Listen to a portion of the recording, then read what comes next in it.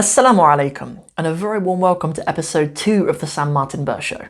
I'm an Arabic language teacher, and in this show, I just answer your questions about learning the Arabic language. You can ask absolutely anything at all by commenting below if you're watching this on YouTube, or if you're watching this on the podcast, you can email me at sammartinburr@gmail.com.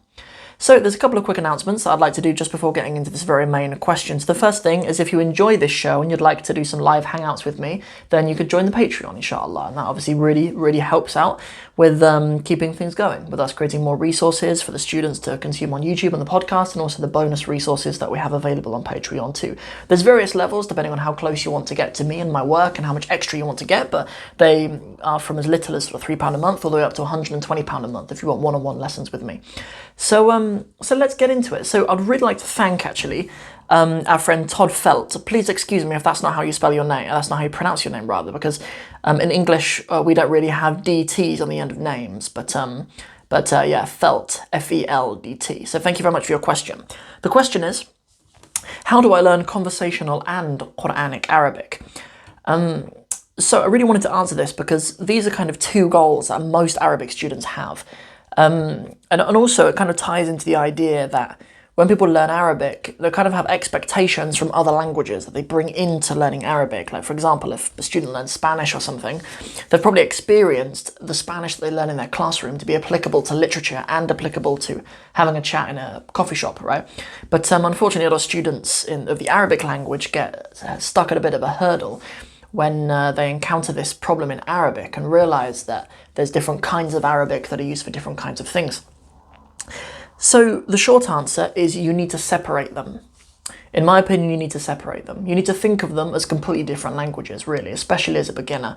To be honest, I sometimes even vent a little bit to like my friends, my colleagues and stuff about this, because I think it would save Arabic students a lot of headache in the beginning if we would just not call Egyptian Arabic, or if we'd just not call any kind of Ami Arabic, if we'd call it Egyptian and call it Moroccan and call it Iraqi and call it Shami, and like it wouldn't be possible, and also it's not entirely accurate because they are close enough to Arabic to be dialects rather than different languages, but given the kind of dichotomy between like dialects and standard Arabic, where dialects are used in the Arab world entirely for speaking and standard Arabic is used almost entirely for writing, I think it would be helpful to kind of keep those separate.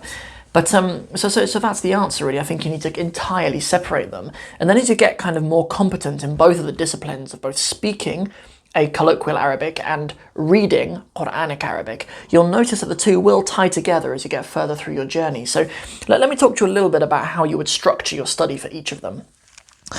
So for Qur'anic Arabic, right, like you've got to understand that you're learning Qur'anic Arabic purely for a reading world, right, purely for the reading skill. There's no need to speak Qur'anic Arabic. There's no need to write Qur'anic. The Qur'an's a thing that you read.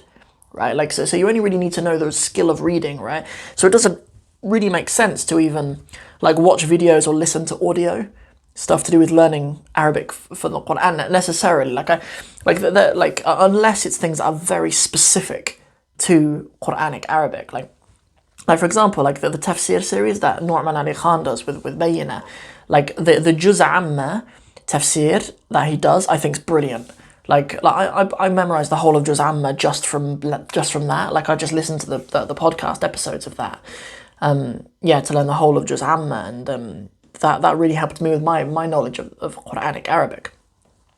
But like there are books, like for example, like Alan Jones, Arabic Through the Quran or something like that. Like I think that's a really good book. Like all the examples of all of the grammar in there are all examples from the Quran, and that's a really good example. And I think you should confine your study of Quranic Arabic to reading it.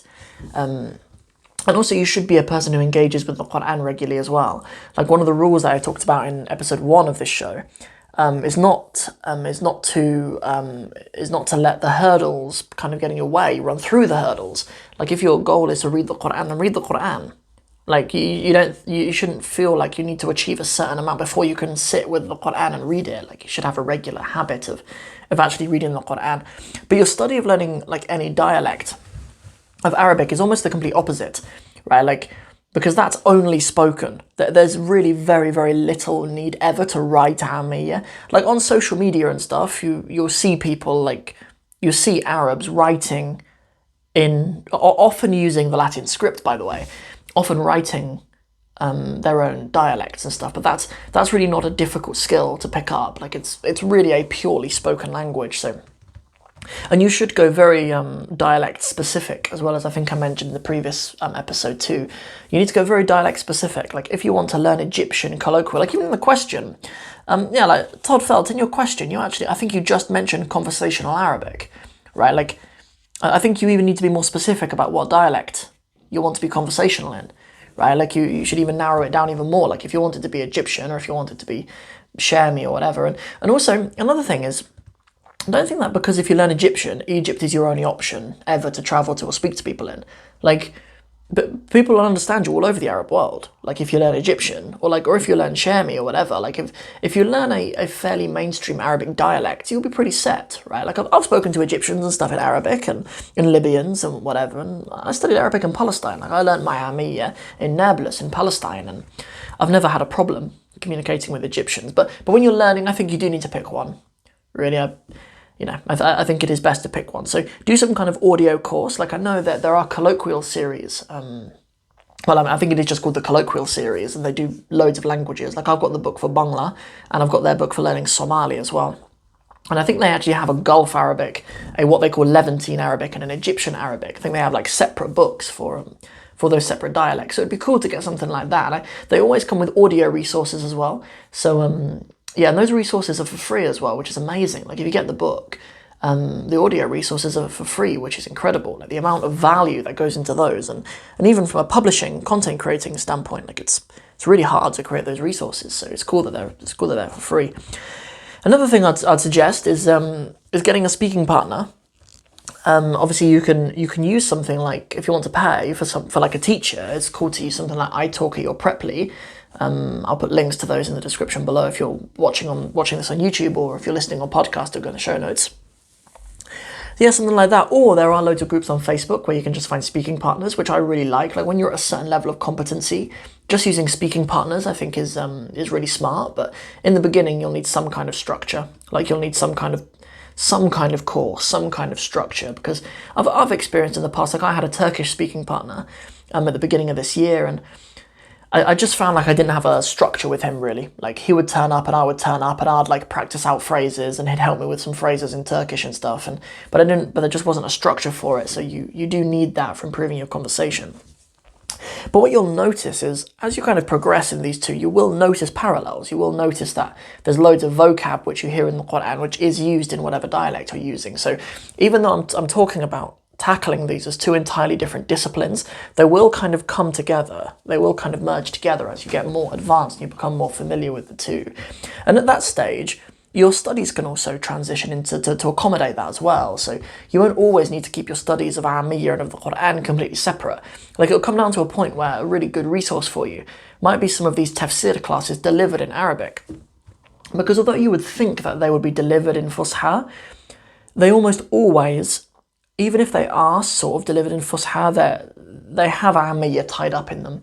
Like there's many that I watch on that are delivered in Egyptian, right? There's many that are, you'll have a sheikh in a masjid delivering a dars on tafsir, but he's delivering it in Arabic. Like everything he's saying from the Qur'an is obviously in Qur'anic Arabic, but he's explaining it in Arabic. So that's a kind of resource that you'd be able to utilize when you're sort of further down the line. That would kind of be a place where you'll tie those together. But in the middle, I don't think you'd be able to access that. So so initially you'd need to keep the two separate, and then, separate from a Qur'an, a reading, and Qur'an itself orientated study structure, and for Arabic, completely separately, a very spoken learning structure, whereby you have a speaking teacher or a speaking partner when you're at a certain level, and a structure of some kind. There are audio courses as well. I believe like Pimsleur have an Egyptian Arabic audio course, and there are some others as well that are specifically for probably Egyptian dialect, will be the easiest to get hold of. Yeah, but there are resources for others. So that's what I'd recommend for you learning conversational and Quranic Arabic, if those are your two goals. So this has been quite a quick one. But I hope you've enjoyed it, and I hope it has been beneficial to you, Todd. And also thank you very much for supporting the YouTube channel as well. It's really nice to see you in the comments. So all of you guys who are watching this on YouTube, actually I want to apologise on YouTube, because even though I'm in Cornwall and famously we have fantastic lighting for artists and YouTubers alike, the sun's gone in, so and I haven't got any other lighting with me, so the lighting's probably awful. So I apologise for that. But those of you on the podcast, you don't need to worry about that. Yes, I wanted to apologise for those of you who are watching this and you're thinking, Sam, why on earth is your lighting dreadful? That is why. But thank you very much for watching. In our next episode, inshallah, we will be talking about how can I learn Arabic for free. I think it was actually the plan for me to do learning Arabic for free in this episode. I think it was, but I think I switched them round because we had that question come in. I thought it would be nice to answer the question that actually came in from the previous video before we did it. But I haven't forgotten. We will absolutely do the episode next on how can I learn Arabic for free. So that will be our next episode of the Sam Martin Burr Show. Assalamu alaikum wa rahmatullahi wa barakatuhu.